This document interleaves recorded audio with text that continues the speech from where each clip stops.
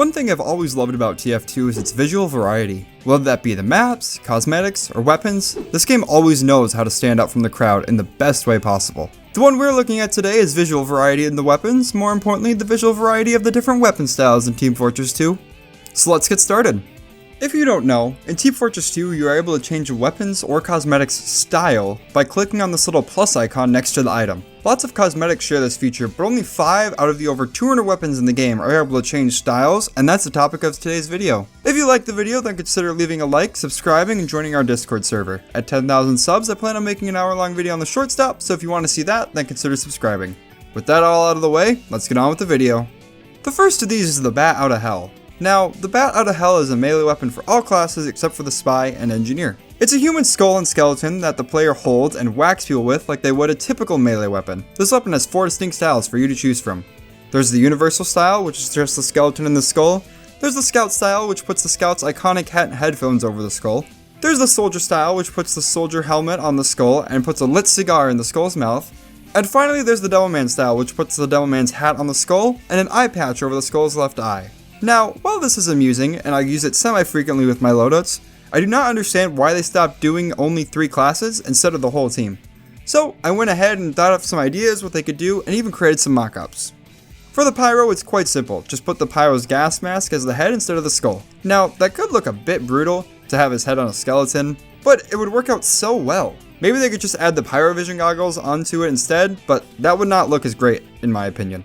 The Heavy would be tricky since he doesn't have any headwear to choose from, but the skull could just be made larger to compensate for the Heavy's larger frame. Another idea would be to put one of the Heavy's large bullets from his chest into the mouth of the Bat Outta Hell, just like this. There's no real easy way to make this look like the Heavy, but this is the best I could come up with. After that is Engineer. For him, we could just slap his helmet on the skull and possibly add his goggles over the eye sockets as well. Also, pausing here just to say we're not going to be making new styles for each of the other weapons. I just think this was a missed opportunity in the game and wanted to talk about it. If you do want to see me make more styles for weapons though, just let me know by leaving a comment down below and a like on the video. On to the support classes now. The skull could wear the sniper's hat that he has and also possibly his glasses, although I would be less inclined to put them on.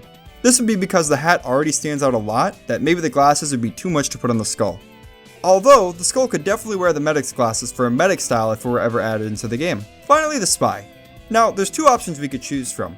The first would be putting the Spy's mask over the skull, which honestly I think would look awesome and would suit the skull really well. The other option, which I think would be funnier, would be putting the Sky's kit mask on the skull's face and have it be the Spy variation. With all these different class variations this weapon could take on, it's a mystery why they stopped at only making these 3 class variants. There are a few cosmetics with more than 4 styles, so I wonder why they didn't continue to make more of these styles based on the other classes. It could not have been too hard, but maybe one day we'll get to see the Bat Outta Hell with all the classes of styles, but that's more of a pipe dream than anything else. The next weapon we're looking at has 4 distinct styles as well. Well, I would say they're unique, but that'd be a huge lie. We're of course looking at the Splendid Screen. The Splendid Screen is a secondary weapon for the Devilman that allows him to charge forward. It's modeled after an iron shield and has some blood on it. Now, the 4 styles that this weapon has is Classic, Spike, Arrow, and finally, Spike and Arrow. Classic is how this weapon normally looks. There's no fancy accessories on it anywhere. Spike adds a spike into the center of the shield. This spike is purely cosmetic and does not add any type of special effects like doing more damage to the weapon. From what I've been able to gather from the interwebs, adding spikes to shield was a common practice in medieval days. It stops an attacker from lunging at you because if they did that, they'd probably get impaled by a giant spike and die. One of the other variants, aptly named Arrow, has a giant arrow that looks to have been shot at the shield, and it's sticking out of the shield's front side. This is most likely based on how, during war, people would shoot arrows at soldiers and those soldiers would hold up shields in order to block the arrows from hitting them. This style does not change the design of the weapon too much, and it honestly just doesn't look that good to me. It kinda looks like the arrow is kind of sticking awkwardly out of the shield, but Linux's shield got shot at, so that's why an arrow is sticking out of it. Okay, true, but the game developers could have tried to make it look a bit more appealing so people would want to equip it, but that's just my take on it. This isn't the hill I want to die on today, so let's move on to the final weapon.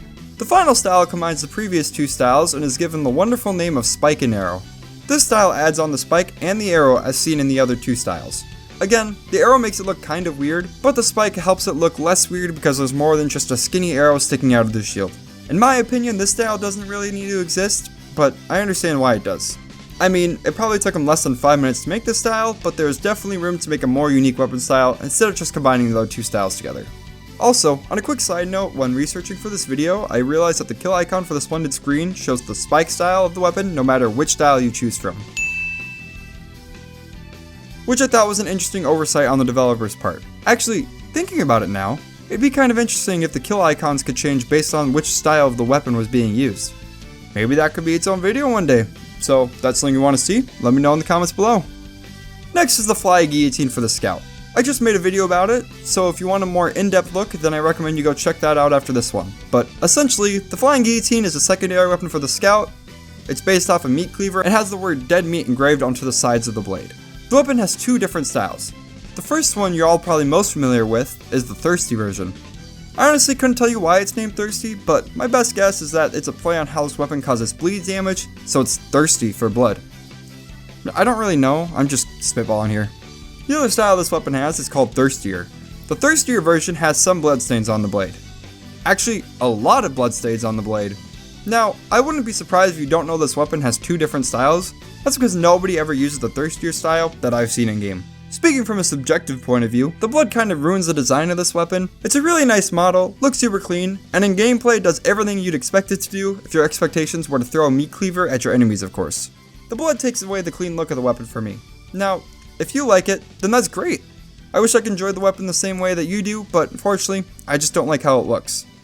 Moving on to the penultimate weapon for this video, we're looking at the Festive Stickybomb launcher. Now, I know what you're thinking. Well, of course there's two different styles. You have the normal Stickybomb launcher and a Festive Stickybomb launcher, which is what I thought at first too when I saw this.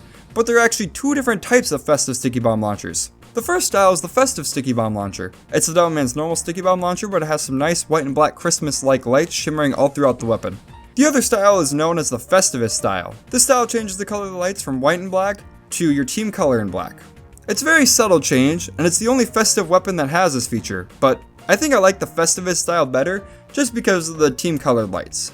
I don't play too much Demo Man, and if you saw my last video, I'm not the greatest at him, so let's just move on to our last weapon. The final weapon of this video is the Spy's Black Rose. The Black Rose is a knife that, contradictory to its name, is not black.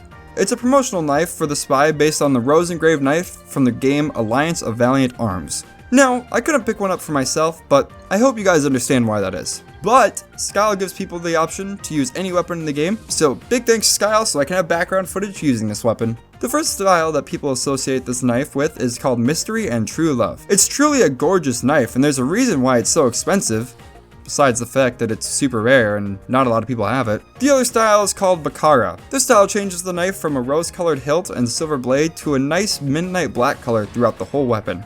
From a design perspective alone, the Baccara style is probably my favorite weapon that's a different style from stock in the whole game. Now, I reached out to my community on both YouTube and Discord to gauge their thoughts on the different styles that weapons have, and some of them brought up some good points. A lot of them wish that there were more in the game. Them being on 5 out of the 200 plus weapons in the game is kind of ridiculous. One user brought up that it's a shame there are mainly on melee weapons, which I guess 2 out of 5 is still a lot, but they brought up a good point that there should be some different styles on primary weapons instead of just melee and secondary weapons. That's gonna do it for today's video. If you enjoyed the video, then leave a like, subscribe, and join the Discord server. At 10,000 subs, I plan on making an hour-long review of a short stop, so if that's something you want to see, then why not subscribe? I hope you all have a great rest of your day. Peace.